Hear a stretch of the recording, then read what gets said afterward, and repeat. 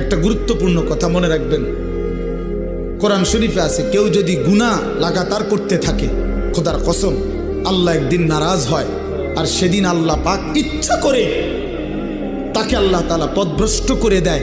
আর কোনোদিন আল্লাহ ইচ্ছা করেই তারে আর হেদায়েত দেয় না, আলোর পথে ফিরতে দেয় না, কল্যাণের পথে আসতে দেয় না, জান্নাতের পথে আর আসতেই দেয় না। খোদার কসম, এটা কোরআন শরীফের আয়াত। আল্লাহ বলছে একদিন আমি সত্যি সত্যি রাগ করলে ফাআনসাহুম আনফুসাহুম, আমি আল্লাহ নিজেই তোর আখিরাত ভুলায় দেব। যা ঠিক আছে বান্দা, গরু ছাগল কুকুর বিড়ালের মতো খা, ঘুমা, পেশাব পায়খানা কর, যৌন চাহিদা মনে পূরণ কর, ঠিক আছে বান্দা, খালাস। নুয়াল্লিহি মা তাওয়াল্লা ওয়া নুসলিহি জাহান্নাম।